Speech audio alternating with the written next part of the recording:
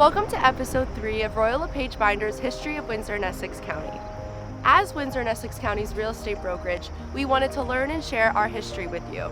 Over our last 2 videos, we covered centuries of history, leading all the way up to 1935 with the amalgamation of Walkerville, Fort City, and Windsor. Today, we're covering our past all the way up to the present day, so let's get started. The amalgamation of Windsor, Fort City, and Walkerville, which was intended to help address the financial and social challenges of the Great Depression, was the inception of modern-day Windsor. Although the Great Depression affected our region just as much as the rest of the country, our local automotive industry, anchored by the big 3 of Chrysler, GM, and Ford, was primed to weather the economic storm and establish Windsor as a critical industrial and manufacturing hub for all of North America. Right on the heels of the end of the Great Depression, World War II broke out in Europe. In 1939, Canada joined the war, and Windsor's manufacturing sector quickly pivoted to support the war effort, producing vital equipment and machinery for the Allied forces.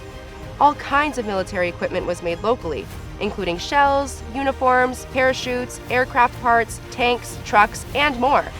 Beyond the tangible materials produced, Windsor also contributed human resources to the war effort. Many Windsorites enlisted in the armed forces, serving on various fronts and in numerous capacities. The women of Windsor also played an invaluable role, stepping into jobs previously dominated by men, both in factories and in volunteer capacities, exemplifying the collective efforts of the community during those challenging times and cementing women's place within the workforce. Windsor was also an important training ground for Allied pilots.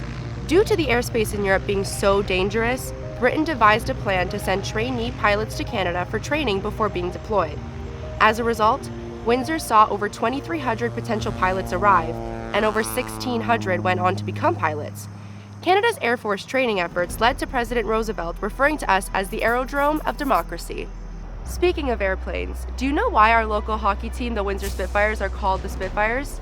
It's due to the Royal Canadian Air Force 417 Squadron, nicknamed the City of Windsor, which fought in the Middle East during World War II. The 417 pilots flew Spitfire aircraft, hence the name. In the aftermath of World War II, Windsor and Essex County transitioned from a wartime economy back to a peacetime one. The automotive capital of Canada once again directed its focus on passenger vehicles, leading to a substantial economic boom in the region, with increased employment opportunities and growth. This period also saw a surge in union activities, with the auto workers pushing for better wages and working conditions, culminating in significant strikes, most notably in 1945 and 1955. The results of these strikes helped improve working conditions for all workers across all industries. As the 1950s progressed and turned into the 60s, Windsor and Essex County underwent cultural and social changes. The prosperous economy, coupled with its strategic location along the Detroit River, drew in a diverse group of immigrants. This influx brought in a blend of cultures, traditions, and perspectives.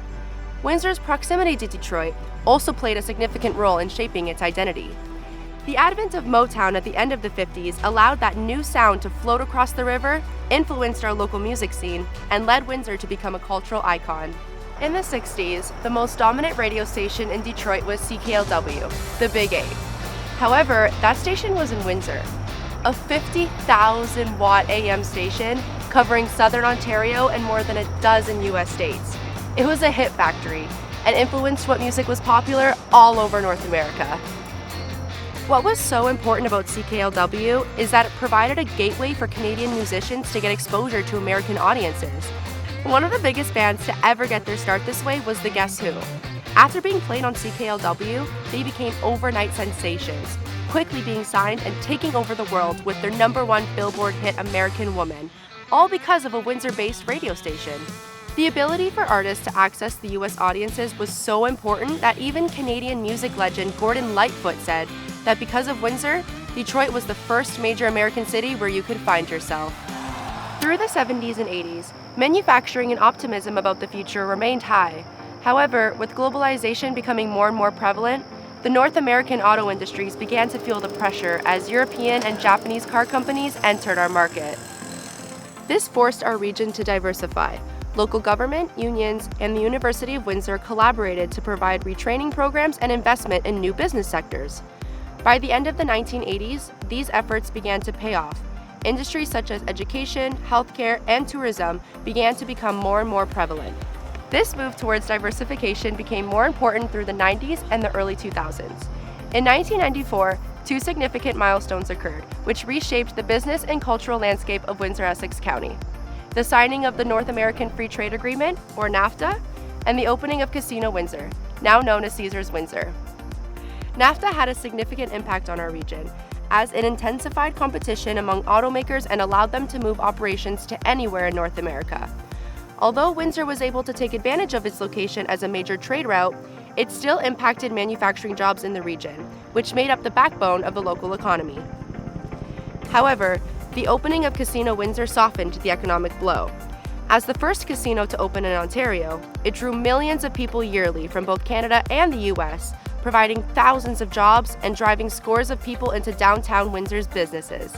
Even today, Caesars Windsor remains one of Windsor's top employers. The pressure on the local automotive industry continued until the global financial collapse in 2008, where it was irreparably damaged. Although GM and Chrysler both filed for bankruptcy, threatening the region's economic future, a blend of bailout packages and restructuring plans, along with our region's resilience and adaptability, saw the industry recover. The need for diversification only intensified, leading us to focus more heavily on renewable energy, technology, and agribusiness. This incredible shift in both business and mindset defines who we are today. Windsor-Essex County is a region in transition. Although we still have a robust automotive industry, every day we become more diversified and stronger because of it. The challenges of the last few decades have fostered a spirit of innovation and adaptability. Through all the highs and lows, Windsor-Essex County remains a testament to the enduring spirit of all of us and our commitment to progress. So this brings us to now.